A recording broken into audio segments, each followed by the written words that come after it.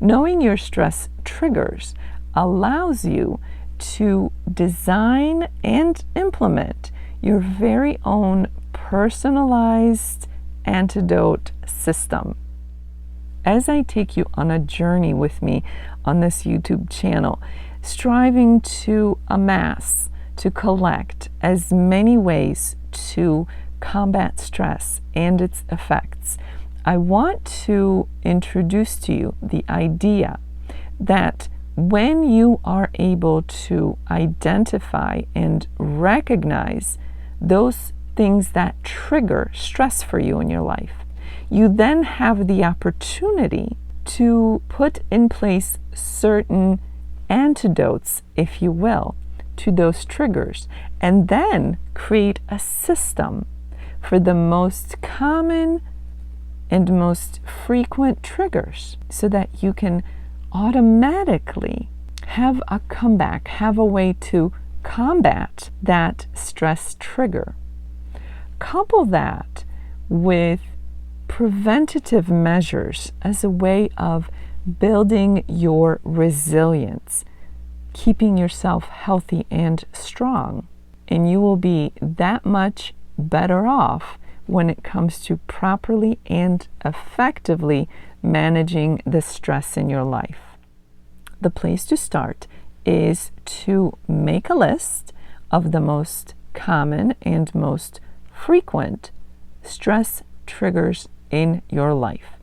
Those could be places, people, things, types of situations.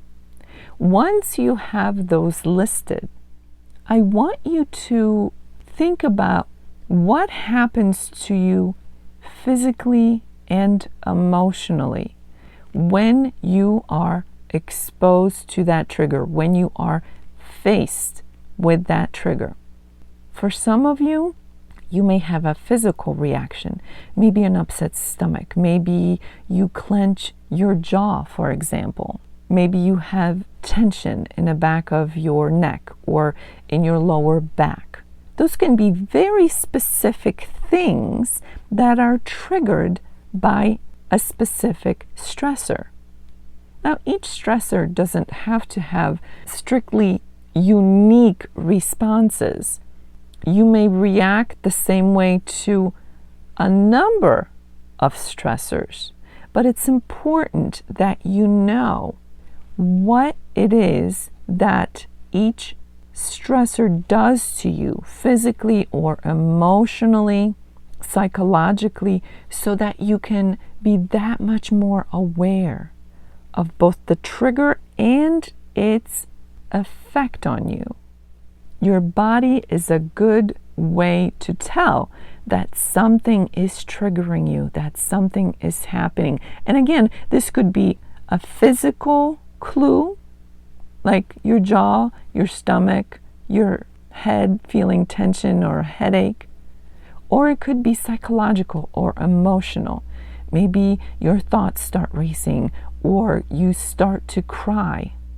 Once you understand what the triggers are and how they trigger you, how your body or your mind responds to each trigger, I want you to come up with a 60-second fix. What can you do when that trigger leads to that reaction, whether it's in your body or in your emotions? What can you do specifically then that will help to ease your reaction, that will help to neutralize the effect that that trigger has on you? 60 seconds. It doesn't have to be long or complicated. This could be very simple things.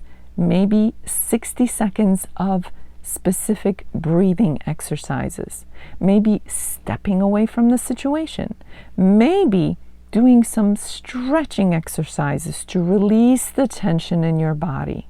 It could be having a glass of water, something that takes you out of the situation, takes you out of that state, and helps you to neutralize the effects of that trigger, of that stressor. So now you are no longer stuck. You are no longer a victim of that trigger because you were able to recognize it, understand how it affects you, and with that understanding, match a behavior, a 60-second behavior, an exercise of some sort to help you lessen the effects of that stressor or even neutralize it.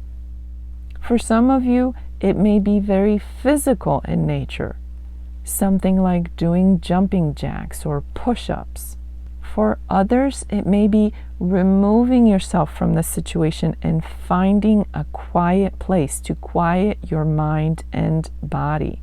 Maybe it's breathing exercises, but keep it short and keep it simple, and practice those antidotes, if you will, so that when you are faced with a situation where you need to practice them, when you need to use them, they are not strange or unpracticed to you, but rather they're things that you're familiar with. They're practices, exercises, things you do that are familiar to you personally, familiar to your body, familiar to your brain. The other thing to remember is to make sure that you have regular practices in place that will help you to, one, recover from a collection of daily stressors, let's say, and also prepare you, keep you healthy, keep you resilient for any future exposure to triggers and stressors. We all know that stress is inevitable, and you are likely to encounter some kind of stress on a daily basis. Engaging in self-care, engaging in things that are preventative and proactive allows you to be stronger, more resilient, and better prepared to not only face the stressors, but to later recover from them and return to your baseline. Remember, this is in addition to having those quick 60-second antidotes. This is self-care. This is proactive practices that you should be doing on a regular basis, stressors or no stressors, so that you are strong, healthy, and resilient. So remember, learn your antidotes, come up with your antidotes, practice them, and then implement them as need be on a needed basis.